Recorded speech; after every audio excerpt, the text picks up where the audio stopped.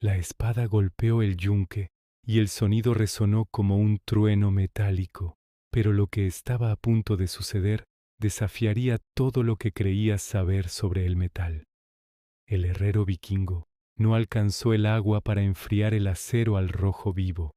Alcanzó un cuenco lleno de sangre fresca de buey y fragmentos de huesos humanos triturados.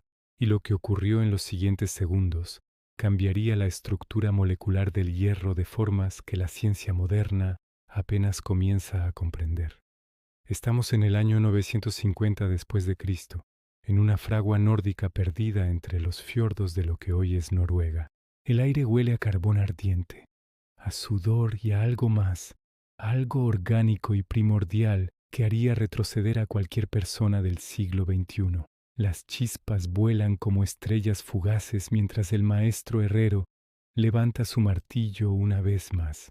Pero este no es un herrero cualquiera, y esta no es una espada cualquiera.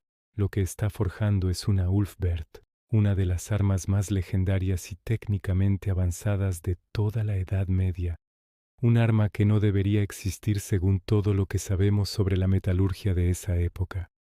La espada de Damasco nórdica representa uno de los enigmas más fascinantes de la historia de la tecnología. Durante siglos, los académicos asumieron que los vikingos eran simples guerreros brutales, que sabían poco de ciencia o ingeniería avanzada. Esa narrativa ha resultado ser completamente falsa. Los nórdicos desarrollaron técnicas de metalurgia tan sofisticadas que algunos de sus secretos permanecen sin descifrar incluso hoy, más de 1000 años después. Y el elemento más sorprendente, el más contraintuitivo y aparentemente más salvaje de todos estos secretos, es el uso deliberado y sistemático de materiales orgánicos, huesos triturados, sangre de animales, orina fermentada, para alterar fundamentalmente las propiedades químicas del acero. Antes de que pienses que esto suena a superstición medieval o ritual mágico, déjame decirte algo crucial. La ciencia moderna ha confirmado que estos métodos funcionaban. No solo funcionaban, eran geniales. Los análisis metalúrgicos de espadas vikingas recuperadas de tumbas y lechos de ríos muestran contenidos de carbono y estructuras cristalinas que no deberían ser posibles con la tecnología de la época. Estas armas contenían niveles de pureza en el acero que Europa no volvería a alcanzar hasta la Revolución Industrial, 700 años después, y la clave de este logro imposible se encuentra en la química orgánica aplicada al metal incandescente. Comencemos por entender qué hace que una espada sea realmente excepcional. No es solo el filo. Una espada debe ser simultáneamente dura y flexible. Debe mantener un borde afilado, capaz de cortar cota de malla o hueso, pero también debe poder doblarse sin romperse cuando recibe un golpe lateral. Estas dos propiedades, dureza y flexibilidad, son químicamente opuestas. El acero duro es frágil, el acero flexible es blando. Conseguir ambas cualidades en la misma pieza de metal requiere manipular la estructura cristalina del hierro a nivel molecular, y eso requiere un control preciso sobre el contenido de carbono y el proceso de enfriamiento conocido como temple.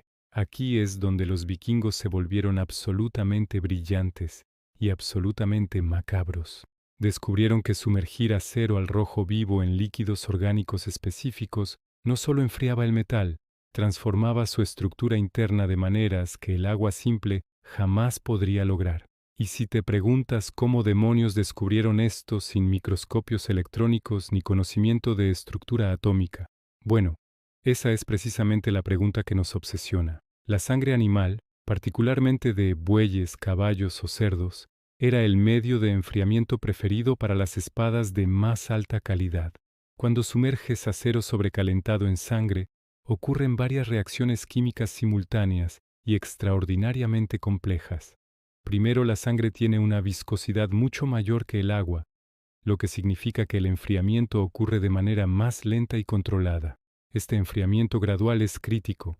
Si enfriamos acero demasiado rápido, como ocurre con agua fría, el exterior se solidifica mientras el interior todavía está expandido por el calor, creando tensiones internas masivas que hacen que la espada sea propensa a agrietarse. La sangre evita esto, pero hay mucho más sucediendo.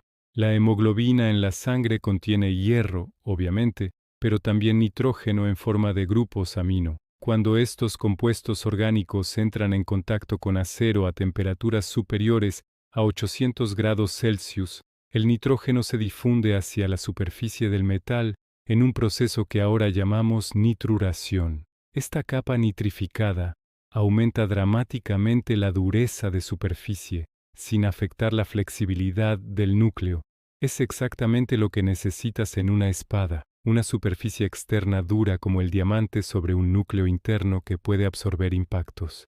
Los herreros nórdicos no conocían la palabra nitruración.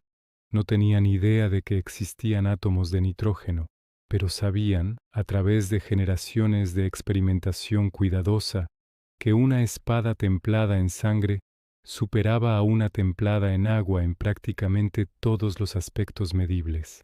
La espada se volvía más dura, resistía mejor la corrosión, mantenía el filo durante más tiempo en combate. Y si esto te parece impresionante, espera a que hablemos de los huesos.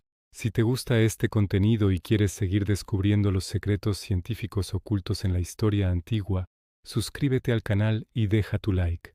Créeme, lo que viene a continuación es aún más fascinante.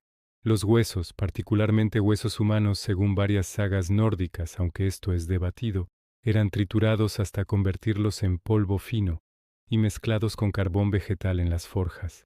Esta práctica parece completamente ritual, algo sacado de un hechizo de magia negra más que de metalurgia seria. Pero nuevamente la química nos dice una historia diferente y asombrosa. El hueso es aproximadamente 65% hidroxiapatita, un mineral de fosfato de calcio, y 35% colágeno y otras proteínas orgánicas.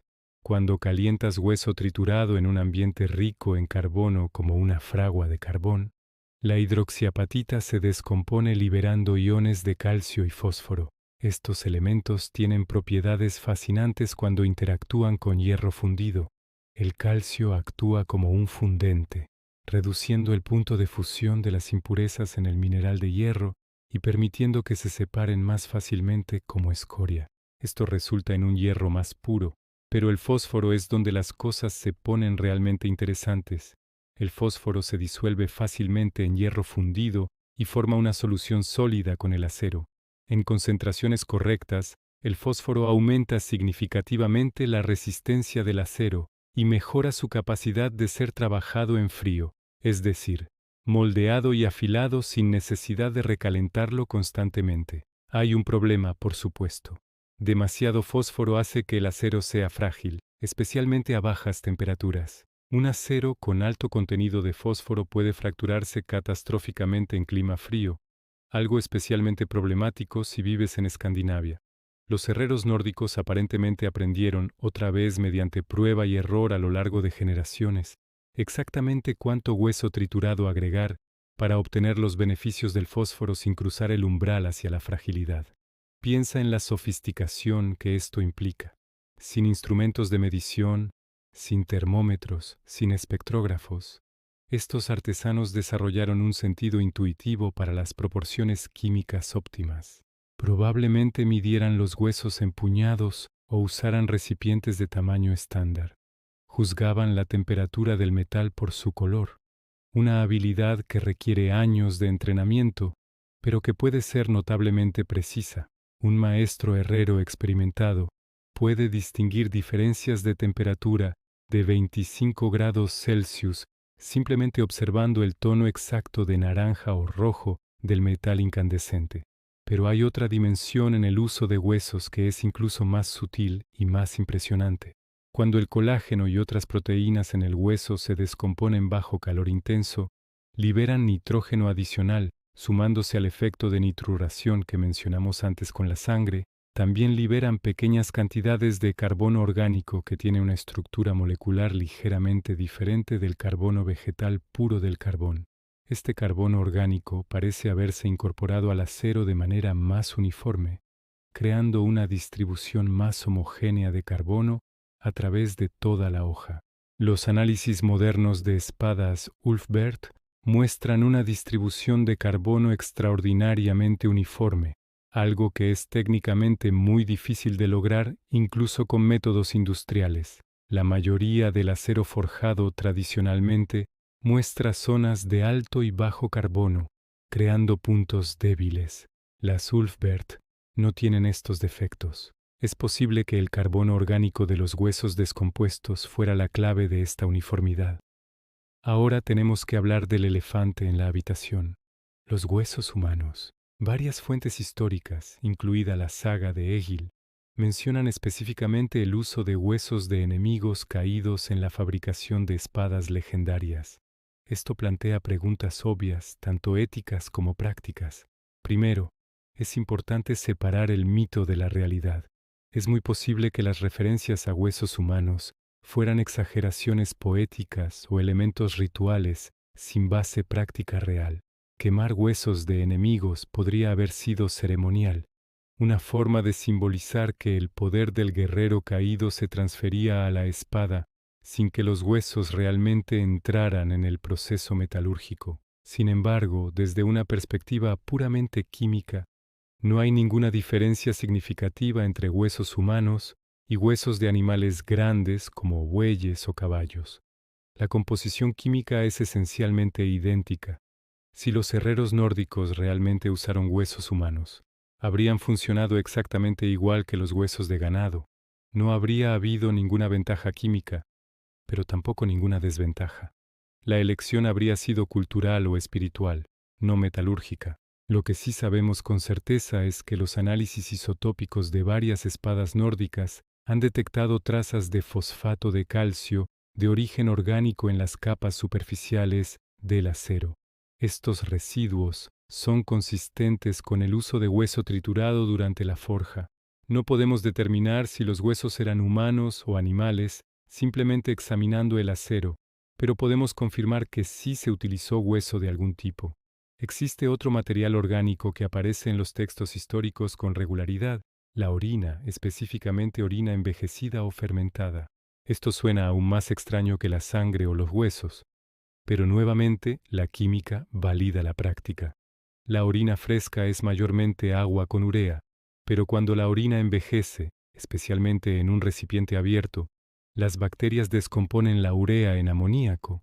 El amoníaco es una fuente concentrada de nitrógeno, y ya hemos hablado de lo valioso que es el nitrógeno para endurecer la superficie del acero. Los herreros nórdicos aparentemente dejaban envejecer orina, a veces durante meses, en recipientes de cerámica, hasta que se volvía fuertemente alcalina y rica en amoníaco. Entonces usaban esto como un medio de temple secundario o como un baño de remojo para las hojas ya forjadas. Sumergir una espada terminada en orina envejecida durante varios días podía crear una capa nitrificada adicional sin necesidad de recalentar el metal, un proceso que ahora llamamos nitruración líquida. El amoníaco tiene otra propiedad útil: disuelve la herrumbre y limpia la superficie del acero. Una espada remojada en orina alcalina emerge brillante y libre de oxidación, lista para el pulido final. Los vikingos no tenían ácidos fuertes como el clorhídrico o el sulfúrico, pero el amoníaco de la orina fermentada les daba una base fuerte que cumplía muchas de las mismas funciones de limpieza. Hay relatos en las sagas de espadas que brillaban con un resplandor particular, descritas a veces como teniendo un brillo azulado. Esto podría hacer referencia a la película de óxido que se forma en acero cuando se calienta en presencia de nitrógeno. Esta capa de óxido, principalmente magnetita con trazas de nitruros de hierro, puede tener efectivamente un tinte azulado y proporciona protección adicional contra la corrosión. Una espada tratada con sangre, huesos y orina habría desarrollado naturalmente esta capa protectora. Ahora debemos examinar cómo todos estos procesos se integraban en la técnica de soldadura por patrón, el método que los vikingos usaban para crear las características bandas onduladas en sus espadas, similar a las espadas de Damasco del Medio Oriente, aunque desarrolladas de forma independiente. La soldadura por patrón implica tomar múltiples barras de hierro y acero con diferentes contenidos de carbono, retorcerlas juntas mientras están al rojo vivo y luego martillarlas hasta formar una pieza sólida. Este proceso se repite docenas o incluso cientos de veces, doblando y soldando el metal sobre sí mismo una y otra vez. Cada ciclo de calentamiento es una oportunidad para que los materiales orgánicos en la fragua interactúen con el metal. Si estás quemando carbón mezclado con polvo de huesos, cada vez que calientas el metal, estás reintroduciendo fósforo y calcio en el sistema. Si estás templando regularmente en sangre entre sesiones de forjado, estás construyendo capas de nitruración progresivamente más profundas. El resultado final es un material compuesto de complejidad extraordinaria. No es simplemente acero, es una matriz de capas alternadas de hierro con bajo carbono acero, con medio carbono acero, con alto carbono, todo ello atravesado por zonas nitrificadas, enriquecido con fósforo en concentraciones variables, y tratado en superficie con compuestos orgánicos que han dejado residuos de calcio, nitrógeno y carbono orgánico. Es literalmente un metamaterial creado mediante procesos que no se volverían a dominar hasta la era industrial. Las pruebas mecánicas modernas de estas espadas antiguas revelan propiedades que son francamente asombrosas. Tienen una dureza Rockwell de alrededor de 60 HRC en el filo, comparable al acero para herramientas moderno, mientras mantienen una tenacidad en el núcleo que les permite doblarse hasta 30 grados sin fracturarse. Esta combinación de dureza extrema y tenacidad extrema en el mismo objeto es ingenierilmente muy difícil de lograr incluso hoy. Hay evidencia arqueológica de que algunas de estas espadas sobrevivieron a combates increíblemente brutales. Se han encontrado hojas con muescas profundas de haber golpeado otras espadas, cascos o huesos, pero sin fracturas catastróficas. La espada se deformaba localmente en el punto de impacto, absorbiendo la energía del golpe, pero el resto de la hoja permanecía estructuralmente intacta. Esto es exactamente lo que esperarías de un material con las propiedades que hemos descrito. Entonces, ¿cómo descubrieron los nórdicos estos métodos? Esta es una pregunta fascinante que nos lleva al corazón de cómo funciona realmente la innovación tecnológica. La narrativa popular imagina que los descubrimientos científicos surgen de la teoría, alguien entiende los principios subyacentes y luego diseña una aplicación práctica. Pero históricamente, especialmente en la metalurgia antigua, funcionaba exactamente al revés. Los artesanos descubrían lo que funcionaba mediante experimentación sistemática, transmitían ese conocimiento de maestro a aprendiz durante generaciones y gradualmente refinaban las técnicas sin nunca entender realmente por qué funcionaban a nivel químico o físico. Imagina que eres un herrero en el año 700 después de Cristo. Tu padre era herrero, tu abuelo era herrero. Has pasado 20 años calentando metal y golpeándolo con martillos. Conoces íntimamente cómo se comporta el hierro bajo diferentes condiciones. Un día, quizás por casualidad, una vaca es sacrificada cerca de la fragua y algo de sangre cae en tu tanque de agua de temple. Esa tarde, templas una hoja en esa mezcla de agua y sangre. Días después, cuando puledes la espada, notas que el acero parece ligeramente diferente, quizás más brillante, quizás mantiene el filo un poco mejor durante las pruebas. Es una diferencia sutil, pero la notas porque has hecho 1000 espadas antes y conoces exactamente cómo deberían verse y sentirse. Decides experimentar. La próxima vez agregas sangre deliberadamente. La espada resulta aún mejor. Experimentas con diferentes cantidades. Descubres que sangre fresca funciona mejor que sangre vieja. Pruebas sangre de diferentes animales. A lo largo de años de experimentación cuidadosa, desarrollas un protocolo. Sangre de buey, fresca del mismo día, calentada ligeramente antes de usarla para temple. No sabes nada sobre hemoglobina o nitruración. No necesitas saberlo. Sabes que funciona y sabes exactamente cómo hacerlo funcionar de manera consistente. Ese conocimiento se vuelve un secreto comercial valiosísimo que transmites solo a tu hijo o a tu aprendiz más confiable. A lo largo de generaciones, docenas de herreros en diferentes regiones están haciendo experimentos similares, descubriendo variaciones de la misma técnica. Los métodos que producen los mejores resultados sobreviven y se propagan. Los que no funcionan tan bien se olvidan. Este es evolución tecnológica en su forma más pura. Variación aleatoria seguida de selección basada en resultados prácticos. No requiere comprensión teórica, solo observación cuidadosa, experimentación paciente y un sistema para preservar y transmitir conocimiento exitoso. El mismo proceso habría operado con los huesos. Quizás alguien notó que el hierro fundido en áreas donde se habían quemado huesos parecía más limpio, con menos escoria. Experimenta quemando huesos deliberadamente con el carbón. El hierro mejora. Prueba diferentes tipos de huesos. Prueba diferentes cantidades. A lo largo de décadas el método se refina. La comprensión es totalmente empírica. Nadie sabe por qué funciona, pero saben que funciona y saben exactamente cómo hacerlo. Esta tradición de conocimiento empírico transmitido oralmente era notablemente robusta. Los análisis de espadas nórdicas de diferentes siglos muestran una consistencia notable en técnicas y calidad, lo que sugiere que los secretos de fabricación se preservaron fielmente durante períodos muy largos. Esto requería un sistema de aprendizaje muy riguroso, donde los jóvenes herreros pasaban años, a veces décadas, dominando cada aspecto del oficio antes de que se les confiaran los secretos más profundos. Hay algo profundamente hermoso en esto. Estos herreros eran, sin saberlo, químicos experimentales de primer nivel. Estaban manipulando estructura atómica y enlaces moleculares sin tener la menor idea de que los átomos o las moléculas existían. Eran nanotecnólogos que trabajaban a escalas de nanómetros sin microscopios. Lo hacían enteramente a través del tacto, la vista, el oído, el olor. El sonido que hace el metal cuando lo golpeas cambia según su temperatura y contenido de carbono. El color del metal en la fragua te dice su temperatura con precisión de 25 grados.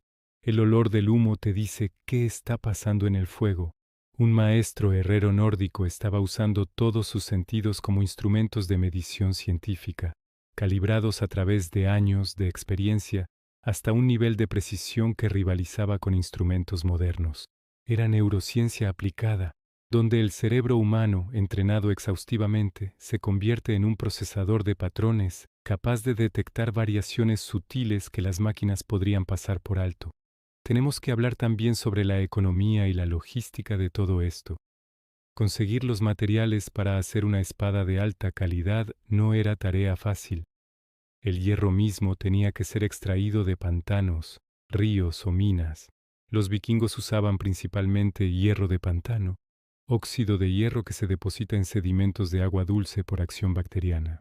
Este hierro es relativamente puro, pero viene en depósitos pequeños y dispersos. Recolectar suficiente mineral para una espada requería trabajo significativo. Luego está el carbón vegetal. Para fundir hierro y forjar una espada, necesitas carbón vegetal, mucho carbón vegetal. Producir carbón vegetal implica quemar madera en condiciones de bajo oxígeno, en montículos especiales o fosas durante días. Se necesitan aproximadamente 8 kilos de madera para producir 1 kilo de carbón, y necesitas varios kilos de carbón para forjar una sola espada. Estamos hablando de talar y procesar árboles enteros para cada arma. Si estás agregando huesos triturados al carbón, eso es otro insumo que debes conseguir y procesar. Triturar huesos secos es un trabajo duro que requiere morteros y manos de piedra o martillos pesados. Si estás usando sangre fresca para temple, necesitas coordinar con el sacrificio de ganado, algo que no ocurría todos los días en una sociedad agraria donde el ganado era extremadamente valioso. Todo esto significa que fabricar una espada de alta calidad era una inversión económica masiva. Una sola Ulfberht podría haber requerido el equivalente a varios meses de trabajo de múltiples personas: leñadores, carboneros, mineros, el herrero mismo y sus aprendices, pastores que criaban y sacrificaban el ganado. No es de extrañar que estas espadas fueran tesoros de valor inmenso, a menudo nombradas y pasadas de generación en generación como herencias de familia. Los nombres de espadas famosas aparecen en las sagas Gramr, Tyrfing, Dainsleif. Estas no eran simplemente armas, eran inversiones de capital, símbolos de estatus y objetos casi sagrados. El esfuerzo y los recursos invertidos en su creación les conferían un valor que iba mucho más allá de su función práctica como instrumentos de violencia. Esto nos lleva a una pregunta interesante. ¿Hasta qué punto era el conocimiento metalúrgico avanzado accesible en la sociedad nórdica? La evidencia sugiere que era bastante restringido.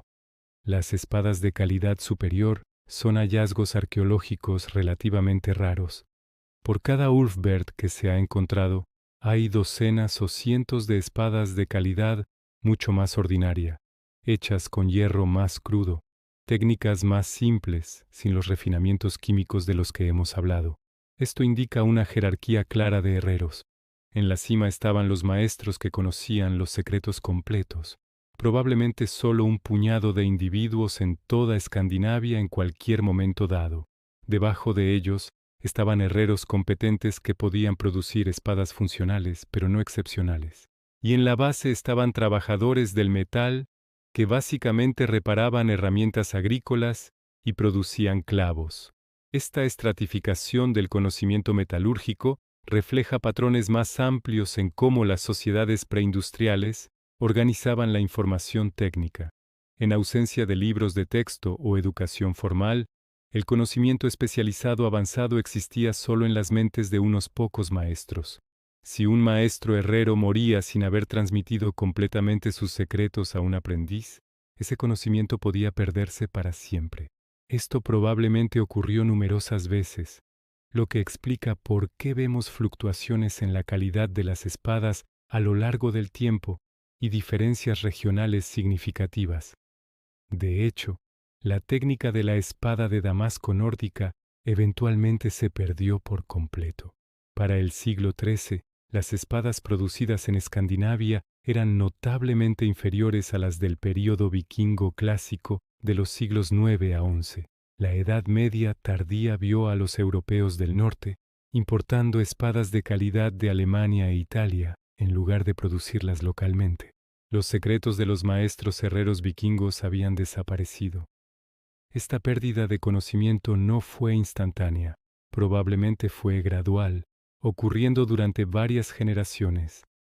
Quizás la demanda de espadas disminuyó a medida que las sociedades escandinavas se volvían más sedentarias y menos enfocadas en la guerra de rapiña. Menos demanda significaba menos herreros especializándose en espadas, significaba menos aprendices aprendiendo las técnicas avanzadas, significaba que los secretos se volvían cada vez más raros hasta que finalmente se extinguieron. También es posible que cambios en la religión jugaran un papel. La conversión de Escandinavia al cristianismo durante los siglos X y XI podría haber interrumpido las tradiciones de herrería que estaban profundamente entrelazadas con creencias y rituales paganos. Si la fabricación de espadas involucraba elementos ceremoniales considerados paganos por los misioneros cristianos, esas prácticas podrían haber sido activamente suprimidas o abandonadas por herreros que buscaban evitar conflictos con las nuevas autoridades religiosas. Cualquiera que sea la causa, el resultado fue que para cuando los europeos modernos comenzaron a estudiar metalurgia de manera científica en los siglos XVIII y XIX, los métodos vikingos habían sido olvidados tan completamente que los académicos asumieron que nunca habían existido en primer lugar. Las espadas que sobrevivieron en museos y colecciones privadas eran descartadas como curiosidades o interpretadas incorrectamente.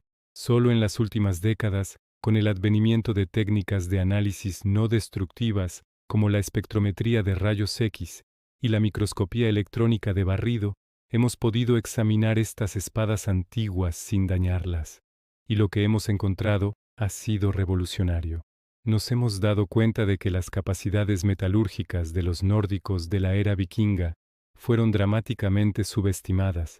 Estos no eran bárbaros primitivos que casualmente tropezaron con algunas técnicas útiles. Eran tecnólogos sofisticados que habían optimizado procesos químicos complejos a un nivel que rivaliza con y en algunos aspectos supera lo que creíamos posible para su época. Este descubrimiento tiene implicaciones que van más allá de la metalurgia vikinga específicamente. Nos fuerza a reconsiderar nuestras suposiciones sobre las capacidades técnicas de las sociedades preindustriales en general. Si los nórdicos podían hacer esto con el acero, ¿qué más eran capaces de hacer culturas antiguas que hemos desestimado como tecnológicamente primitivas? ¿Cuánto conocimiento se ha perdido que nunca recuperaremos porque subestimamos a nuestros ancestros? Considera el hormigón romano, cuyas propiedades en algunos aspectos todavía no podemos replicar completamente, o la metalurgia del bronce de la Edad de Bronce, que produjo objetos con propiedades que no entendemos del todo, o los tintes y pigmentos antiguos, algunos de los cuales han demostrado ser químicamente imposibles de recrear con nuestro conocimiento actual. La historia de la tecnología no es una línea recta ascendente de progreso constante, es un paisaje accidentado de picos y valles, donde civilizaciones enteras alcanzaban alturas de logro técnico en áreas específicas, solo para que ese conocimiento se perdiera cuando las condiciones culturales o económicas cambiaban. Los vikingos y su química orgánica aplicada al acero representan uno de esos picos. Alcanzaron un nivel de sofisticación en metalurgia de espadas que no sería igualado en Europa hasta que la ciencia moderna proporcionara las herramientas teóricas para entender por qué sus métodos empíricos funcionaban tan bien. Y lo hicieron usando los recursos más básicos e improbables imaginables: sangre, huesos, orina, materiales que cualquier cultura agraria tendría en abundancia, pero que requieren un salto conceptual masivo para pensar en usarlos para modificar las propiedades del metal. Piensa en la creatividad que esto implica. Alguien tuvo que observar algo, quizás un accidente o un patrón fortuito, que sugirió que estos materiales orgánicos podían afectar al hierro. Luego tuvieron que tener la curiosidad y la persistencia para investigar sistemáticamente, probando variaciones, notando diferencias sutiles, refinando el método a lo largo de años o décadas. No tenían ninguna garantía de éxito, no tenían marco teórico diciéndoles que estaban en el camino correcto, solo tenían observación, intuición y la voluntad de experimentar. Este tipo de innovación empírica es fundamentalmente diferente de la ciencia moderna, pero no es menos válido ni menos impresionante. De hecho, en algunos sentidos es más impresionante porque es más difícil. Cuando experimentas sin teoría, estás buscando a ciegas en un espacio de posibilidades gigantesco. La mayoría de los experimentos fallan. Solo una fracción minúscula de las variaciones que pruebas resultan ser mejoras. Requiere una paciencia y una dedicación casi sobrehumanas continuar buscando, cuando no tienes idea de si estás cerca de un avance o completamente en el camino equivocado. Los herreros vikingos que desarrollaron estas técnicas fueron en este sentido héroes intelectuales, exploradores en el territorio de lo posible, mapeando a través de puro esfuerzo y observación cuidadosa un pequeño rincón del espacio de parámetros de la metalurgia, y tuvieron éxito de manera tan espectacular que sus creaciones siguen asombrándonos un milenio después. Hay una lección final aquí sobre la relación entre ciencia y tecnología. A menudo pensamos que la ciencia conduce a la tecnología. Primero entendemos cómo funciona algo. Luego construimos aplicaciones basadas en ese entendimiento. Pero históricamente la relación a menudo ha sido inversa. La tecnología viene primero, desarrollada empíricamente por artesanos y trabajadores prácticos. Luego, siglos o incluso milenios después, los científicos vienen y explican por qué esa tecnología funciona. Las espadas vikingas son un ejemplo perfecto. La tecnología, espadas de acero aleadas con materiales orgánicos, existió desde el año 800. La ciencia que explica por qué funciona, química de difusión de nitrógeno y fósforo en redes cristalinas de hierro, no existió hasta el siglo XX. Hubo una brecha de 1100 años entre la práctica y la teoría. Esto sugiere que podría haber otras tecnologías antiguas funcionando según principios que aún no comprendemos completamente. El hecho de que podamos crear algo en un laboratorio no significa que entendamos todos los mecanismos en juego. Los vikingos creaban acero superaleado sin entender una palabra de química. ¿Qué estamos creando hoy que funciona mejor de lo que nuestra teoría predice? ¿Dónde están nuestros puntos ciegos? La espada de Damasco nórdica nos recuerda que el ingenio humano puede operar perfectamente sin comprensión teórica completa. Necesitas observación aguda, experimentación cuidadosa, un sistema para preservar y transmitir lo que funciona. Con esas tres cosas es posible lograr resultados técnicos que desafían explicación fácil. Hoy, cuando sostenemos una de estas espadas antiguas en un museo detrás de su vitrina de vidrio, estamos mirando más que un arma. Estamos mirando un documento de conocimiento perdido, un texto científico escrito en acero en lugar de pergamino. Cada capa en la hoja, cada patrón en el metal, es una frase en un lenguaje que estamos apenas aprendiendo a leer nuevamente. Y quizás lo más importante, estas espadas son un testimonio de la capacidad humana para la innovación contra probabilidades imposibles. Sin educación formal, sin instrumentos científicos, sin siquiera el concepto de química como disciplina, los herreros nórdicos lograron hazañas de ingeniería de materiales que profesionales modernos, con décadas de entrenamiento y laboratorios llenos de equipos de millones de dólares, encuentran difíciles de replicar. Así que la próxima vez que alguien te diga que las personas del pasado eran primitivas o poco sofisticadas, piensa en el herrero vikingo de pie junto a su fragua, respirando humo de carbón mezclado con polvo de huesos, sosteniendo con pinzas una barra de acero incandescente que está a punto de sumergir en un cuenco de sangre de buey.